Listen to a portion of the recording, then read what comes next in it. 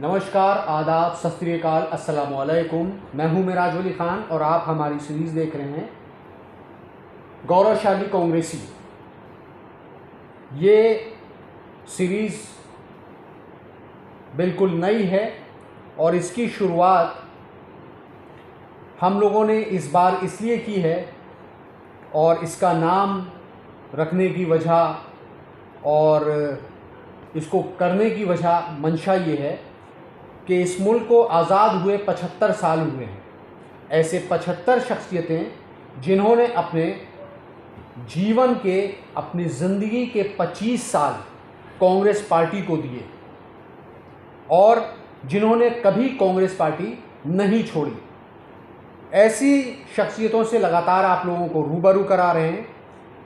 हमारे साथ हैं आज बहुत ही सीनियर लीडर, एक्स मिनिस्टर जनाब मोहित अहमद साहब, जो काफ़ी लंबे अरसे से, बाकी तफसील वो ख़ुद आपको बताएंगे, वो कांग्रेस पार्टी में हैं, सत्ता में रहे हैं, सरकार में भूमिका निभाई है। उसके बाद जब कांग्रेस चली गई सत्ता से, तो संगठन से जुड़ के तमाम जिम्मेदारियों को निभा चुके, तमाम पदों पे रहे। आज वो हमारे बीच हैं। हम जानेंगे उनका सफ़र और उनका कांग्रेस पार्टी के साथ जो सफ़र रहा कैसा रहा। तो मोहित साहब, आपका बेहद शुक्रिया कि आपने हमें वक्त दिया। ये हम लोग एक सीरीज़ कर रहे हैं और इसमें क्योंकि हमारे देश को आज़ाद हुए 75 साल हुए, ऐसी 75 शख्सियतों को, और क्योंकि अभी आपने देखा होगा कि एक गौरव यात्रा कांग्रेस पार्टी ने निकाली थी, तो उससे रिलेट करते हुए हम लोग इस सीरीज़ को कर रहे हैं और आप लोगों की जो ज़िंदगी कांग्रेस के साथ जो सफ़र रहा उसको जानना चाहते हैं, क्योंकि बहुत सारी ऐसी पर्सनालिटीज़ हैं आज की जनरेशन जो इन चीज़ों को नहीं जानती, और वो वक्त आप लोगों का और आज की सियासत में बहुत फ़र्क हो गया है। पूरी की पूरी सियासत बदल चुकी है, चीज़ें बदल गई। तो आप लोगों ने जो वक्त अपना गुजारा कांग्रेस पार्टी के साथ, वो सफ़र कैसा रहा? आपने उसको कैसे महसूस किया? देखिए, आपने खुद ही कहा भी, बहुत अच्छी बात कही आपने जी कि वक्त बदल चुका है जी, और राजनीति भी बदल चुकी है। बिल्कुल। और अब उस राजनीति को सोचने तक आप सोच भी नहीं सकते जी, कि कैसी राजनीति थी। बिल्कुल। और उसमें बहुत हद तक सफाई थी, ईमानदारी थी और वसूलों के तकाजे के हिसाब से राजनीति की जाती थी। अब अपॉर्चुनिस्ट लोग भी घुसने की कोशिश करते हैं, कांग्रेस में ही नहीं, सभी दलों में जी, अपॉर्चुनिस्ट लोग मैनिपुलेशन के साथ जो काम करते हैं, जो मौका परस्ती करते हैं, ऐसे है। और उसमें करप्शन भी है, बेईमानी भी है, झूठ भी है, हर तरह के हरबे अब इस्तेमाल होते हैं। तो लिहाजा उस वक्त की राजनीति जो मैंने सन 74 में शुरू की थी और जो 89 तक रही कांग्रेस की हुकूमत, और राजनीति में गड़बड़ी तो आई है 89 के बाद। 89 तक कांग्रेस की हुकूमत थी, और वो जब सपा आई, बसपा आई, भाजपा आई और फिर कई दलों की जब वो बना, सत्ता बना, कई दलों का गठबंधन हुआ, तो उसमें और बेतहाशा गड़बड़ियाँ पैदा हो गई। जहाँ तक मेरा सवाल है, मैंने तो सन 74 से मेरे राजनीति में रुझान था। जब मैं LLB का स्टूडेंट था तो मैं NSUI राष्ट्रीय छात्र संगठन में उत्तर प्रदेश का मंत्री था, और 77 आते आते मैं यूथ कांग्रेस का महामंत्री हुआ।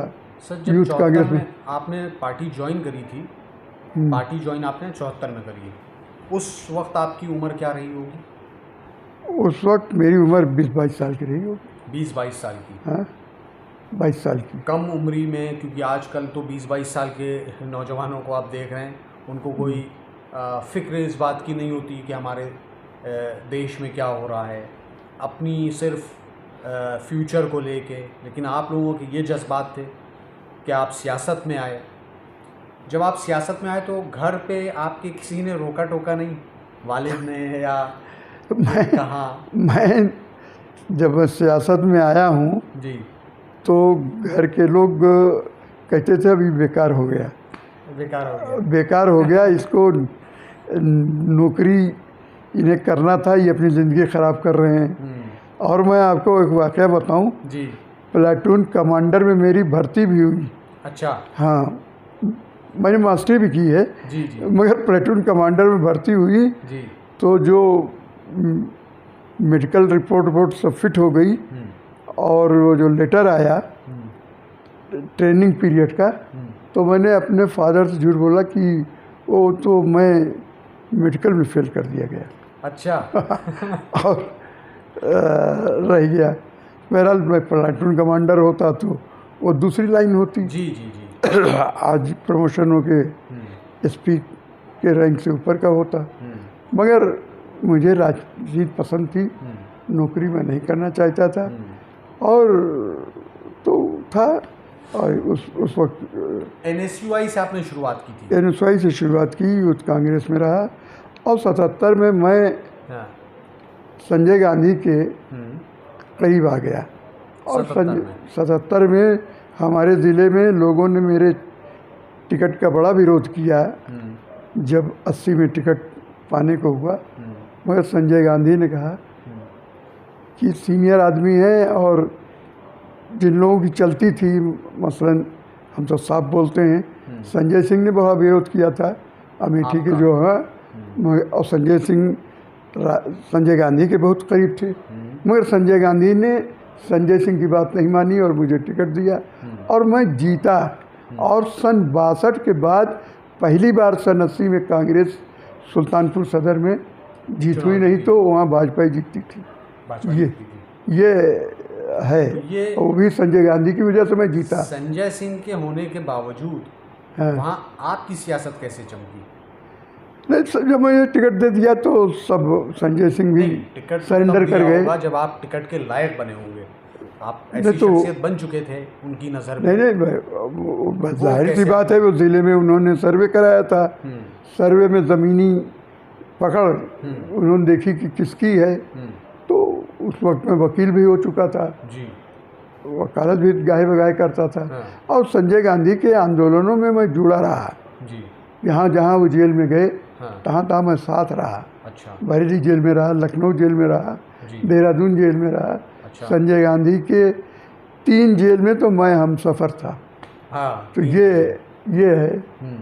और जब सियासत में आप कामयाब हुए, विधायक बन गए, तब तो वालिद साहब लोगों को, घर वालों को एक ये होता होगा कि हाँ भाई, हाँ उस वक्त टिकट पाने पर जी तब वो लोग हमसे ज़्यादा मरूब हुए जी। और फिर एहसास हुआ होगा, भोले तो कुछ नहीं एहसास हुआ होगा कि सही फैसला था, मेरा फैसला सही था। लोग नहीं समझते थे कि कहीं ये MLA बनेंगे या कुछ बनेंगे। ये है। तो ये आप विधायक बने 80 में? 80 में। उसके बाद पहली बार में ही आप मंत्री हो गए? नहीं, मंत्री में नहीं रहा जी। मैं उत्तर प्रदेश कांग्रेस कमेटी में जॉइंट सेक्रेटरी बना ठीक। और कांग्रेस कैडर बिल्डिंग का यूपी का इंचार्ज बना जी। और कांग्रेस कमेटी का मैं कुछ दिन जनरल सेक्रेटरी भी रहा। ये सब रहते हुए पहले विधायकी में तो लोग कहते थे कि भाई ये इस हायरार्की में आप कांग्रेस के इन पदों पे हैं, बहुत बड़ी बात है। तो मंत्री तो मैं बाद में बना, मगर जब मैं दोबारा इलेक्शन लड़ा और जीता तो मैं कांग्रेस लेजिस्लेटिव पार्टी का व्हिप था। अच्छा। और कार्य मंत्रणा समिति बनती है, उसका मैं सदस्य था, जिसके अध्यक्ष स्पीकर होते हैं, सेक्रेटरी चीफ मिनिस्टर होता है, और सिर्फ 5 लोगों की कमेटी होती है जो तय करती है कि विधानसभा की प्रोसीडिंग कैसे चलेगी और क्या क्या टॉपिक लिए जाएंगे, क्या नहीं लिए जाएंगे, वो बड़ी इम्पॉर्टेंट होती है। मैं उसका भी सदस्य रहा। तो मुझे असेंबली में दूसरे टर्म में बड़ा ओहदा दिया गया, फिर बाद में मंत्री बनाया गया। अच्छा, तो आप कितने टर्म रहे विधायक? 3 टर्म रहा मैं, 3 टर्म। 15 साल पूरा कंटिन्यू रहे या बीच में? कंटिन्यूड रहा। अच्छा, कंटिन्यूड रहा।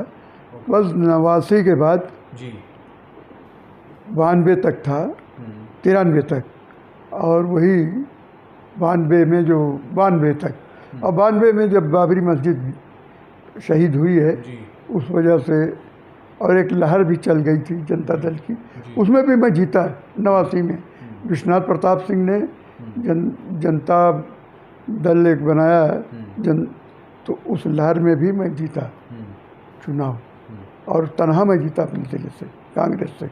ये 89 में जब सरकार चली गई तो मैं अपोजिशन में बैठता था। अपोजिशन में बैठते थे, तो आपको ठीक ठाक सत्ता सुख मतलब सत्ता का मालूम हो गया था? नहीं, क्या हाँ, होती नहीं, हम लोग पढ़ते थे जी, और असेंबली में जो आदमी पढ़ता है जी, और कानून की जानकारी रखता है, वो हाथ नहीं फैलाता काम कराने के लिए। वो अपने सवालों से, अपनी चिट्ठियों से और विधानसभा की परफॉर्मेंस से ब्यूरोक्रेसी खुद जान जाती है कि इनका काम करना चाहिए, नहीं है हमारा नुकसान होगा। ये तो आपका एक्सपीरियंस, आपके तजुर्बे, हाँ, पढ़ाई लिखाई, काबिलियत की हम वजह से सत्ता में नहीं रहे तो भी ब्यूरोक्रेसी डरती थी। जी, लेकिन सत्ता में रहने और सत्ता परिवर्तन के बाद और फिर इतने लंबे समय, जहाँ एक लंबा टाइम और फिर ये एक उम्मीद भी नहीं कि कब आना है, तो ज़्यादातर लोग वही सोचते हैं कि अब तो जो बनना था बन गए, और आप 3 बार विधायक रहे, मंत्री रहे, बहुत आराम से कहीं और एडजस्टमेंट हो जाता। तो ये वक्त आपने कैसे गुजारा कांग्रेस के साथ? नहीं, मैं तो कांग्रेस, दिमाग तो मेरा कांग्रेस ही था। मैंने नेता संजय गांधी को माना था, इंदिरा गांधी को माना था, और जब राजीव गांधी आए तो मैंने राजीव गांधी को माना। एक बार कांग्रेस का और बसपा का समझौता हुआ था और सोनिया गांधी राजनीति में नहीं आई थी, तो मुझे बड़ा अंधेरा लगने लगा कि भाई बड़ा वैक्यूम है, बिना गांधी परिवार के आए इस देश में राजनीति कांग्रेस की नहीं चल सकती। ये एक मेरा विश्वास था, हो सकता है वो सही हो या ना हो, मगर एक यकीन था मोहकम कि बगैर गांधी परिवार के आए कांग्रेस में कोई ऐसा लीडर नहीं है जो कांग्रेस की को लीड कर सके, बागडोर संभाल सके। और आज भी मैं कहता हूँ कि राहुल गांधी को लोग चाहे जितना क्रिटिसाइज करें, अरे इस परिवार की कुर्बानी, सोनिया गांधी को लोग प्रधानमंत्री बना रहे थे, नहीं बना, ये कुर्बानी है या नहीं है? बहुत बड़ी कुर्बानी। राहुल गांधी जिस वक्त चाहते प्रधानमंत्री बन जाते, बिल्कुल जिस वक्त चाहते। और मनमोहन सिंह ने दूसरे टर्म में कहा भी था कि राहुल गांधी प्रधानमंत्री बने, या किसी ओहदे पे चाहते तो चले जाते, मगर राहुल गांधी ने कहा कि मैं प्रधानमंत्री नहीं बनूंगा, मैं कोई पद नहीं लूँगा। तो कुर्बानी है। आज जो लोग आरोप लगाते हैं वो पहले अपने को झांकें, अपने गिरेबान में झांकें, इस तरह की बात करते हैं। ये वो परिवार है जिसने कुर्बानी दी है, और पंडित जवाहरलाल नेहरू से लेके अब तक देते रहे लोग। तो इसलिए देश की जनता इनके पीछे है, कम है ज़्यादा है ये एक अलग बात है। एक जादूगर मोदी आ गए हैं, अब जादूगर में आदमी तो है, तो भाई है। एक शेर याद आता है जी, बिल्कुल, कि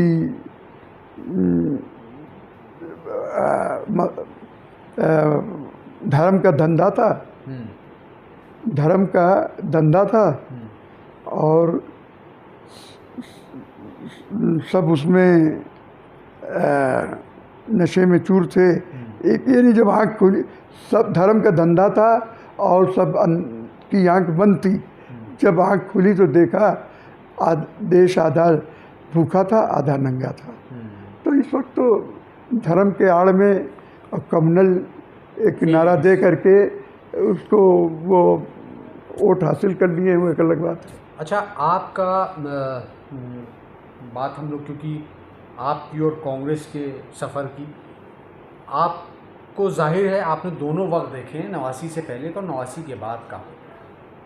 पार्टी के संगठन स्तर पर अगर बात करें तो वो कौन सी बातें थी भाई? ये 89 में किसी भी सियासी दल का सत्ता से चला जाना कोई मसला नहीं है। चुनाव जीत और हार सबकी होती है, व्यक्तिगत तौर पे भी, संगठन के तौर पर भी। लेकिन इतने लंबे वक्त तक वापस ना आना, ये इसके लिए आप क्या महसूस करते हैं कि क्या चीज़ें हैं जो पहले हुआ करती थी और आज कमी है, नहीं हम लोगों को जोड़ पा रहे हैं? क्योंकि मैंने अभी इसी वीडियोस जब मैं शूट कर रहा था लोगों के साथ, तो कई लोगों ने, जिनका आपने नाम लिया संजय गांधी, ये नाम हर जगह आया और सबने बताया कि किस तरह से उस शख्स ने एक साल में अपनी सीट जिता दी, वालदा वाली, मेहनत करके। और वो साइकिल पर चलते थे, लोगों ने बताया, और पानी का और खाने का इंतज़ाम, और उसी के साथ साथ पूरे प्रदेश में युवाओं का एक आंदोलन खड़ा कर दिया। आज क्यों नहीं हो पा रहा है? संजय गांधी के नेतृत्व में जी, युवा लोग जितना जोश खरोश के साथ हाँ, कांग्रेस के साथ, यूथ कांग्रेस के साथ हाँ, अटैच हुए हैं, उतना न पहले कभी थे, न उसके बाद उतना संगठन मजबूत हुआ है। संजय गांधी के पीछे तो हुजूम था। जब संजय गांधी पे मुकदमा चलता था और यहाँ आते थे कोर्ट में। मुकदमा किस बात का? अरे वो जब 77 में जनता पार्टी की सरकार बन गई थी जी, तो उस वक्त जनता पार्टी की सरकार में फर्जी मुकदमे थोप दिए गए थे। संजय गांधी के ऊपर, इंदिरा गांधी के ऊपर। तो उसकी पेशी होती थी? उसकी पेशी होती थी तो पूरा उत्तर प्रदेश पलट आता था। तो उस हुजूम देख करके अधिकारी घबरा जाते थे। तो संजय गांधी की तो एक इशारे पे आग लग जाती। मगर क्या करिश्मा था संजय गांधी में? करिश्मा था। संजय गांधी ने हमको जब टिकट दिया तो 62 के बाद 80 में जो कांग्रेस जीती, तो मैं एक मिसाल देता हूँ कि हेलीकॉप्टर से संजय गांधी आते थे, भाषण देते थे, तो कहते थे कि मोईद को जिताओ और मोईद का चेहरा हो सकता पसंद ना आवे, मगर मैं गारंटी लेता हूँ कि इनका काम पसंद आएगा। ये भाषण था। एक बार वो एक जगह भाषण दे रहे थे, हेलीकॉप्टर से उतरे, हेलीकॉप्टर के चारों तरफ भीड़ थी, चारों तरफ। तो हम भी हेलीकॉप्टर पे उनको सलाम करने गए। कहीं नहीं, मैं उड़ूंगा नहीं, तुम जाओ पहले चारों राउंड सबको हाथ जोड़ के सलाम कराओ। तो मैं वो हेलीकॉप्टर स्टार्ट किए, वो खड़े रहे और मैं पंखा तेज नहीं किए थे। तो ये खूबी थी संजय गांधी में। संजय गांधी जी के बारे में, उनके व्यक्तित्व में कोई खूबी थी? एक होता पर्सनैलिटी में एक आकर्षण, एक अट्रैक्शन, या उनकी स्ट्रेटजी में, उनकी सियासत में भी कमाल था? देखिए, उनकी हिम्मत जी, उनकी मेहनत, हाँ, और उनकी सृष्टि सब अद्वितीय थी। उसका कोई सानी नहीं है, सब था। और आज भी मैं कह रहा हूँ कि राहुल गांधी या प्रियंका गांधी थोड़ा लोगों से मिला करें और मिलना जारी रखें। अभी जितने नेता बगावत कर रहे हैं सब लौट के फिर कांग्रेस में आएंगे, क्योंकि जब मिलेंगे तो वर्कर तो खुश हो जाएगा, हर जगह पब्लिक जो मिलेगी वो भी खुश हो जाएगी। तो ये मिलना शुरू कर दें। इंदिरा गांधी थी, डेली वो सुबह मिलती थी, जनता दर्शन इंदिरा गांधी करती थी। और अगर दिल्ली में हैं तो ये नहीं हो सकता था कि उनका जनता दर्शन ना हो। अगर वो दिल्ली से बाहर हैं तो उस दिन जनता दर्शन नहीं होता था। तो आप समझिए कि महीने में वो 20-25 दिन, 27 दिन, 28 दिन मिलती थी। तो मिलने का कार्यक्रम इन दोनों लोगों को शुरू करना चाहिए। और मैं समझता हूँ कि जब पब्लिक इनके साथ आ जाएगी तो अपने आप नेता भी दबे रहेंगे। आज ये लोग सत्ता के उसमें भाग रहे हैं कि हम कहीं से कुछ पा जाएंगे, इसलिए भाग रहे हैं, और कोई ऐसी खास बात नहीं है। कोई एक कहते हैं ना उसको, कोई कभी अफसोस आपको होता है कि हम इतने वक्त हमने, क्योंकि साथ के कहीं ना कहीं कोई ना कोई ये ज़रूर, अक्सर मैंने देखा कांग्रेसियों के साथ ये एक मसला है, उनसे कहा जाता है अरे कहाँ किस पार्टी में इतना वक्त दे दिया, फलानी जगह होते तो क्या हो जाता। ये तो मेरे साथ बहुत लोगों ने कहा। हाँ, आपको उस बात का कोई मलाल नहीं? मुझको बिल्कुल मलाल नहीं है। हम्म।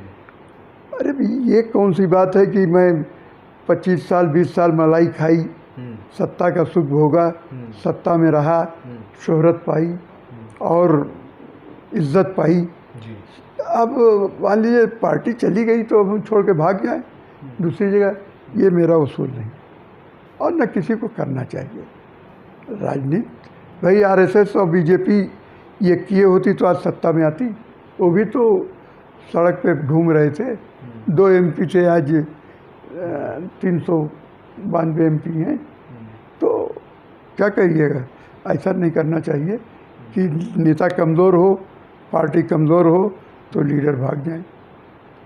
इंदिरा गांधी एक बार हार गई तो जनता पार्टी में सारे कांग्रेस के बड़े नेता भाग गए, मगर इंदिरा गांधी वर्कर के भरोसे थी, ज़मीनी ब्लॉक लेवल के वर्कर तक ज़िले के वर्कर के भरोसे थी। पूरे देश का वर्कर इंदिरा गांधी के साथ रहा और देश के नेता जा कर के कहीं कांग्रेस ओ बना लिए तो कहीं कांग्रेस एस बना लिए, तो फेल हो गए वो लोग, उनका कहीं नामो निशान नहीं है। इंदिरा गांधी सत्ता में आई। आज भी कांग्रेस का संगठन इतना है, मतलब कई बार ऐसा होता है कि जब चर्चा होती तो लोग, सभी लोग, उसमें हम लोग भी शामिल होते हैं, हम लोग कहते हैं कांग्रेस संगठन नहीं है, संगठन से मजबूत है।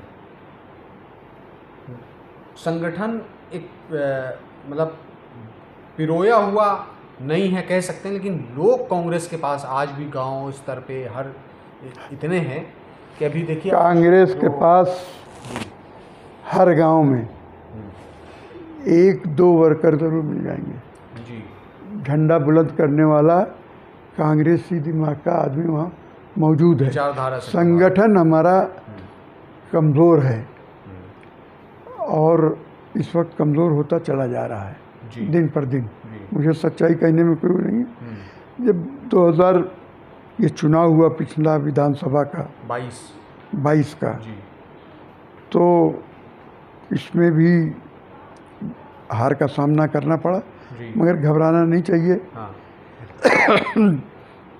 लल्लू थे, सब लोग इस्तीफ़ा दे रहे थे, उन्होंने भी दिया, हाँ, मगर उसके महीने 1.5 महीने 15 दिन 20 दिन में अध्यक्ष बना देना चाहिए। किसी को भी अध्यक्ष बनाती तो एक अध्यक्ष सामने रह करके आंदोलन प्रदर्शन, अब पतवार रहा ही नहीं कोई चल खेने वाला, तो ये प्रियंका गांधी को करना चाहिए। प्रियंका गांधी को उत्तर प्रदेश का दौरा 1-2 महीने में ज़रूर करना चाहिए, लंबा अरसा नहीं गुजारना चाहिए। आपके परिवार से कोई और है सियासत में? मेरे परिवार से सियासत में कोई नहीं, मेरा एक लड़का है, अगर उसकी मर्जी होगी तो वकालत कर रहा है जी, उसकी मर्जी होगी तो सियासत में जाएगा। मतलब उनकी मर्जी पर छोड़ रखा उनकी है। मर्जी आपने पर। कभी कहा नहीं कि नहीं, मैंने देखा कि उसका रुझान अभी वकालत में है, जी, तो हमने कहा एक तरफ बढ़ रहा है तो बढ़ जाने दो, अच्छा, इसको पकड़ उसको जाओ, उसको छोड़ उसको जाओ, हाँ, तो न ही मिलेगा न वही मिलेगा, तो एक जगह इस्टेब्लिश हो जाएगा तो सियासत तो फिर अपने आप मजबूत हो जाएगी। अच्छा, विरासत को आगे ले जाना है।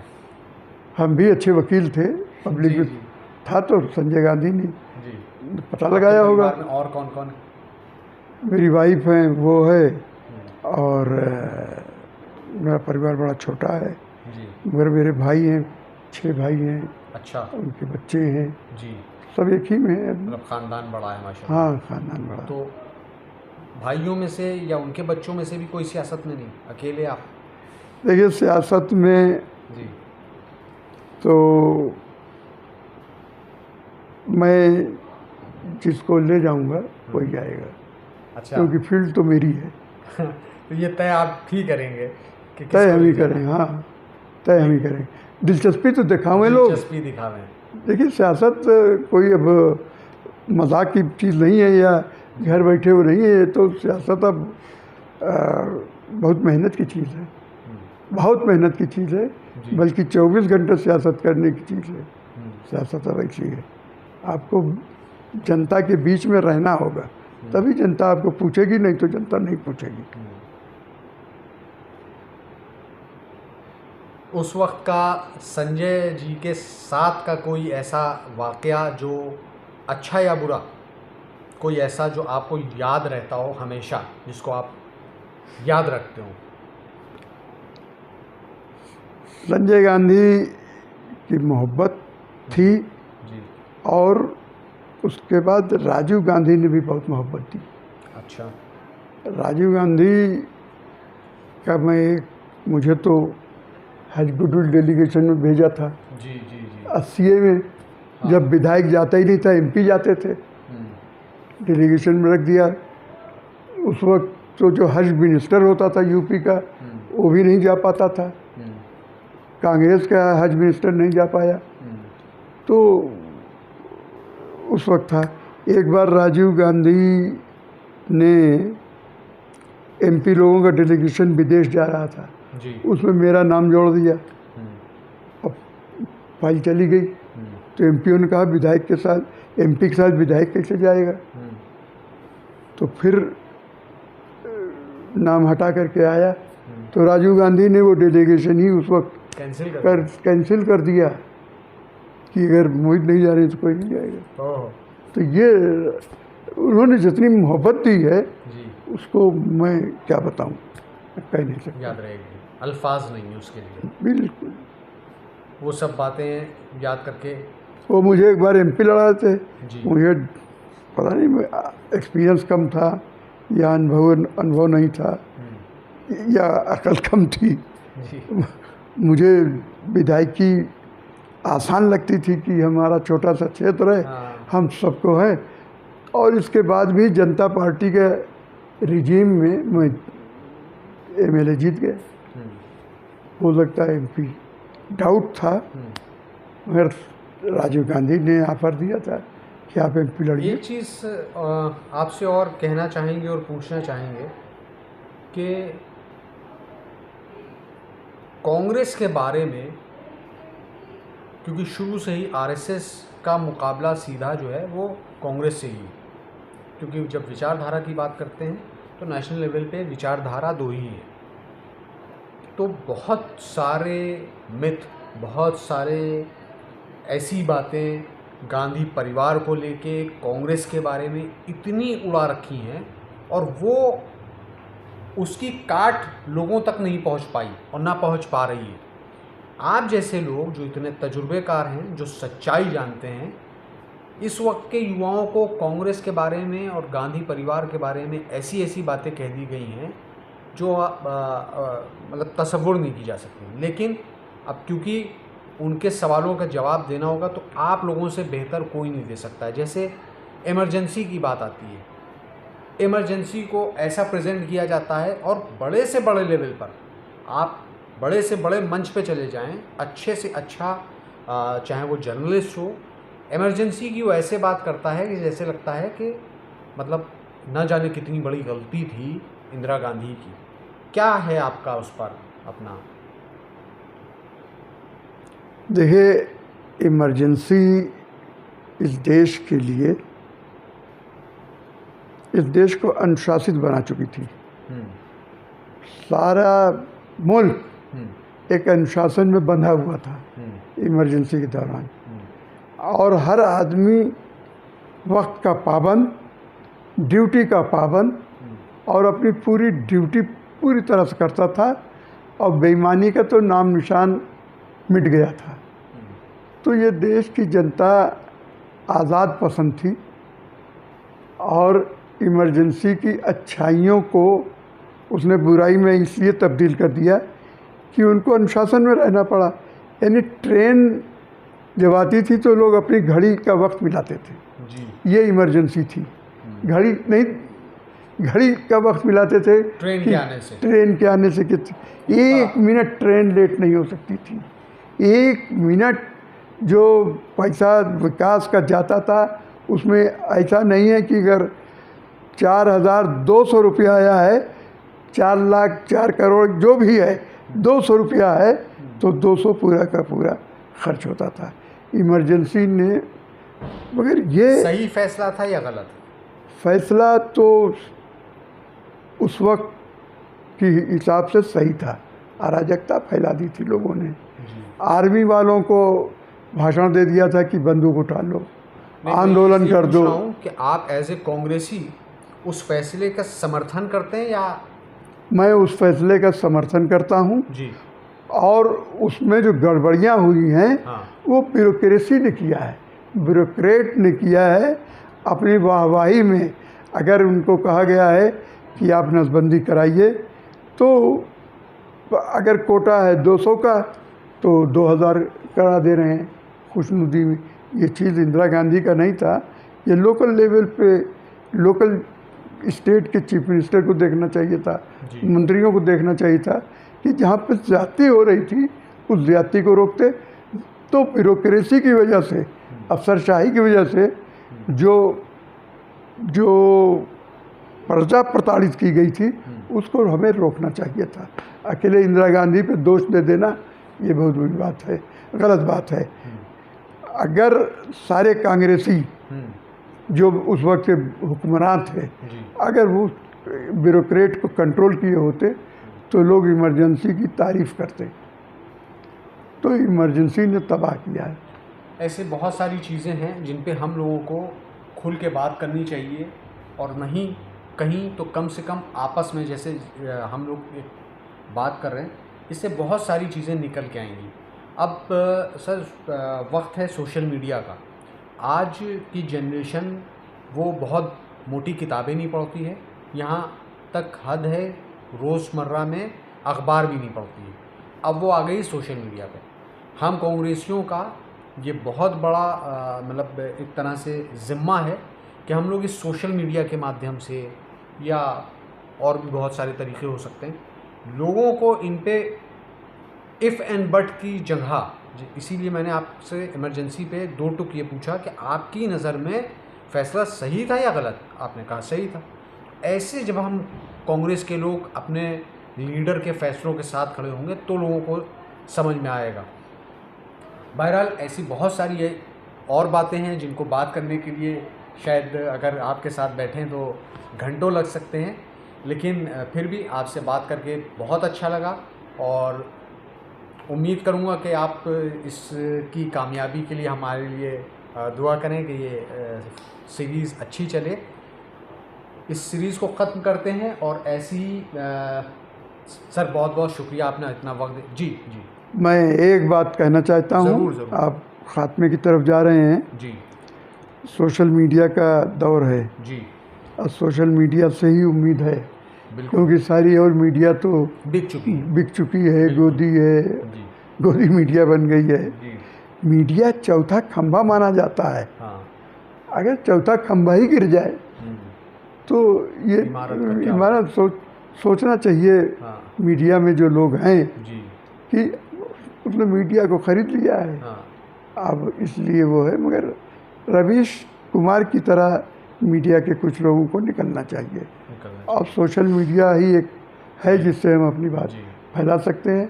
आप मुबारकबाद के काबिल हैं कि जो इस तरह की सीरीज़ चला करके सोशल मीडिया के थ्रू कांग्रेस की पिक्चर को साफ करना चाहिए। मेरी पूरी उम्मीद यही रहेगी, जबकि आप भी मुझे कई अरसे से जानते हैं। संगठन की हम लोग सियासत करते थे, और ये कैमरा हाथ में लेके ये हमारा वो, कई बार अक्सर लोग हमसे सवाल करते हैं क्या भैया जर्नलिज्म में आ गए हो, तो मैं उन्हें जवाब देता हूँ कि जब देश की मीडिया ना रह के दलाल हो जाए तो हमारे जैसे लोगों को ये काम करना पड़ता है, और ये हमारी जिम्मेदारी है कि लोगों तक हर वो बात पहुँचाएँ जो बात पहुँचानी चाहिए। तो बस इस वीडियो को यहीं पे ख़त्म करते हैं। आप लोगों को इस वीडियो के संबंध में जो कुछ भी कहना हो आप कमेंट बॉक्स में ज़रूर कहिए, और इस वीडियो को ज़्यादा से ज़्यादा कांग्रेसियों तक पहुँचाइए। इस वीडियो को यहीं पर एंड करते हैं। जय हिंद, जय कांग्रेस पार्टी।